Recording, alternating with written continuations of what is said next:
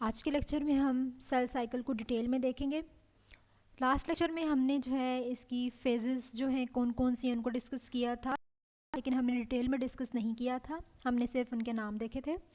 आज हम डिस्कस करेंगे इंटरफेस को कि उसमें कौन से स्टेप्स आते हैं, कौन सी फेज़ उसमें आती है और उस फेसेस में क्या क्या होता है।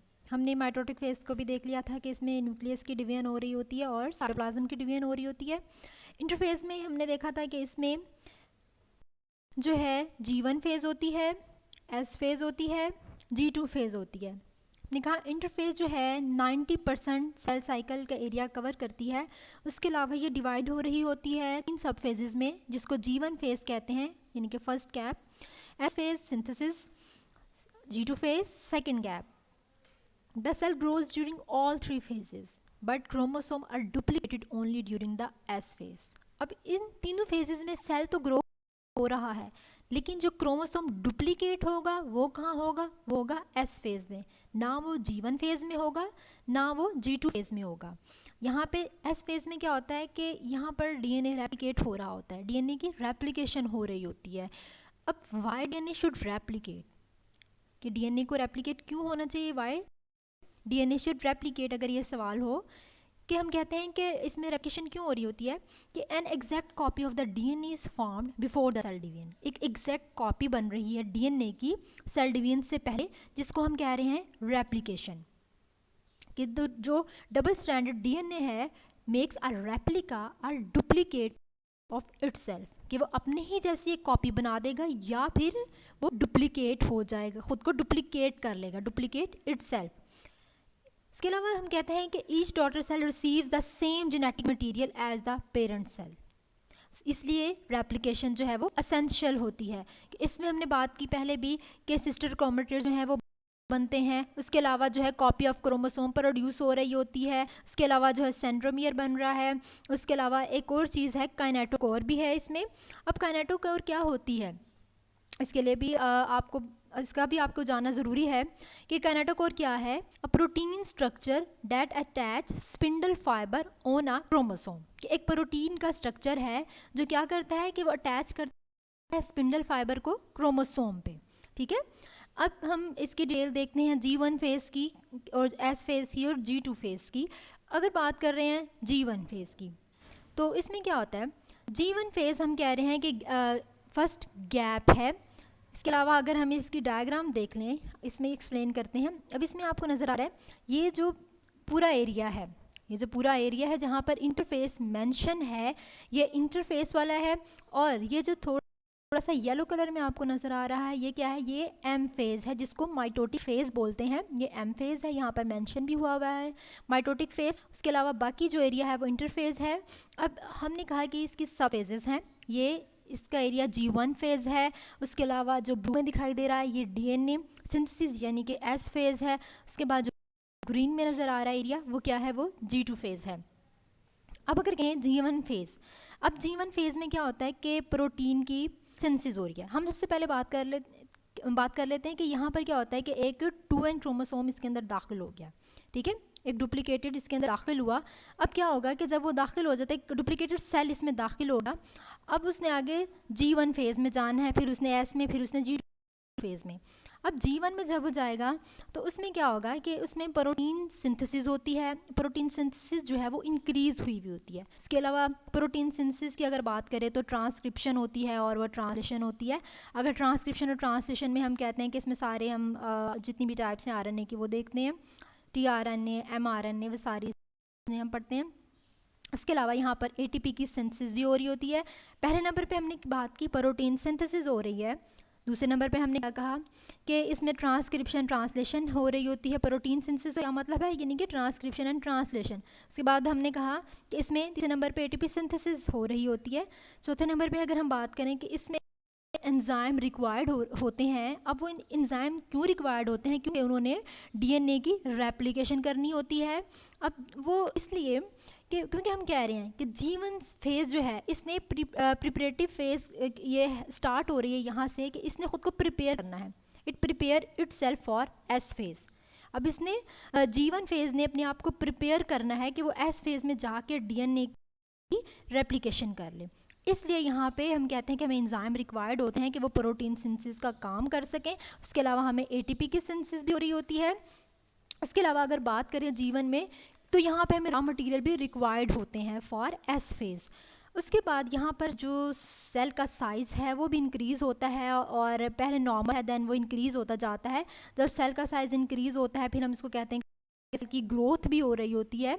उसके अलावा इन सारी चीज़ों की मदद से, जब ये सारी चीज़ें होगी, प्रोटीन सिंथेसिस भी हो गई, हमें एंजाइम भी रिक्वायर थे, उसके अलावा रॉ मटेरियल भी रिक्वायर हो गए, सेल का साइज़ भी इंक्रीज़ हो गया, सेल ग्रोथ हो गई, फिर ये सारी चीज़ें जीवन में हुई। अब ये सारी चीज़ें मिल के इस सेल को, जो ट्विन सेल था, उसको प्रिपेयर करेंगी। अब वो प्रिपेयर हो गया है कि वो एस फेज़ में जाके डीएनए की रेप्लिकेशन करे। अब वो जब वो सेल है उसने आगे अब चले जाना है एस फेज़ में। अब जब वो एस फेज़ में चला गया, then the cell prepare itself for DNA replication.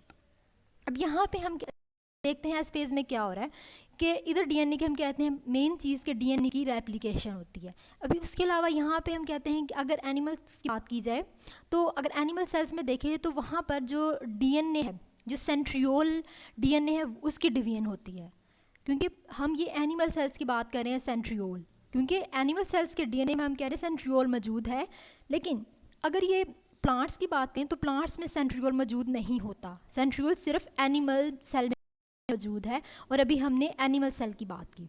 अब जब सेंट्रियोल डिवाइड होता है, उसके अलावा जो हिस्टोन प्रोटीन है वो भी सिंथेसाइज होती हैं। ठीक है, अब हिस्टोन प्रोटीन जो है वो क्या है कि कुछ कहते हैं कि ये जीवन में डिवाइड हो जाती हैं, लेकिन कुछ कहते हैं एस फेज़ में डिवाइड हो जाती हैं। लेकिन इन दोनों में से कोई भी चीज़ इनकरेक्ट नहीं है। वो इसलिए क्योंकि लोअर यूकेरियोट्स का जो 50% हिस्सा है वो जीवन में होता है, और 50% जो है वो एस फेज़ में होता है।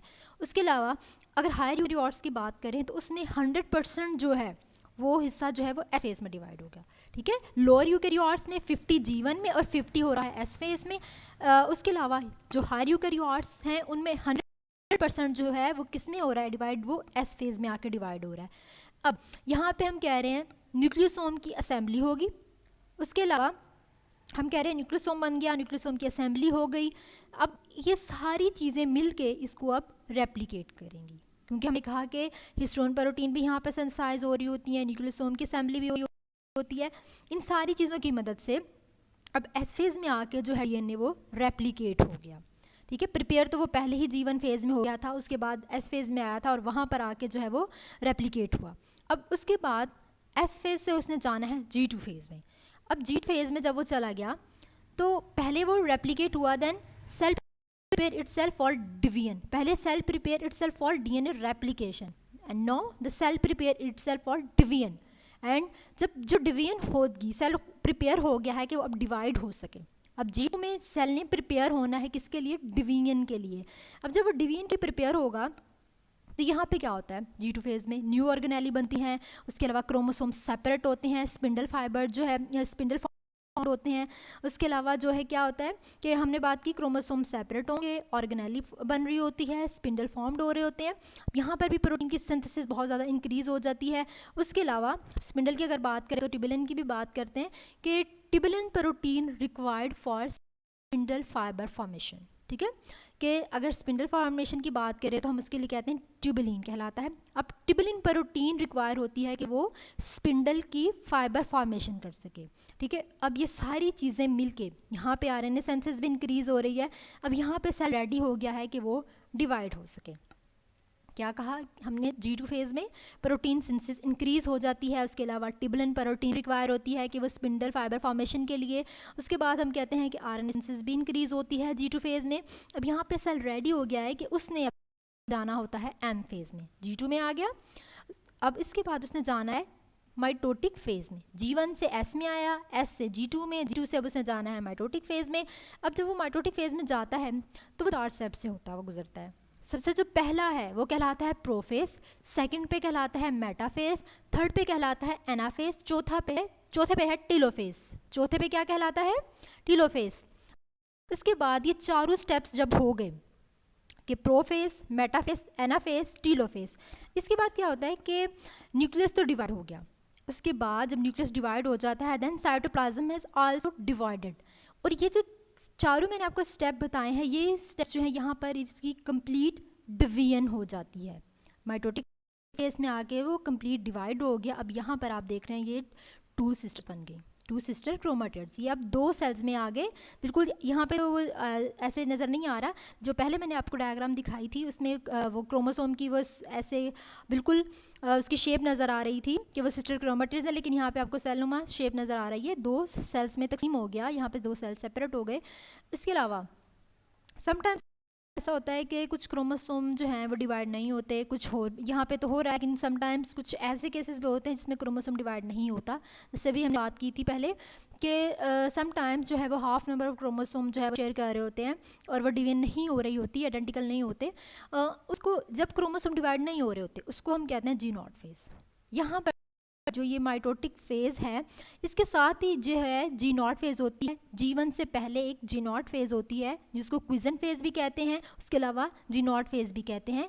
कि यहाँ पे समटाइम्स तो ये सेल जो है वो बाहर चला जाता है। इसका अगर एरो बाहर की तरफ लगाएं तो क्या होता है कि जो है समझते हैं कुछ के सेल जो बाहर चला कि अब उसने अंदर नहीं आना, या फिर जो है इसकी अब डिवीजन नहीं होगी। तो जब सेल बाहर चला जाता है, सेल साइकिल से जब सेल बाहर चला जाता है जी नॉट फेज में आके, तो तब वो डिफ्रेंशिएशन कहलाता है। उसके अलावा जब वो सेल दोबारा से सेल साइकिल में आता है back into the cell cycle and then it become a specialised for a specific function, then it is known as the D differentiation.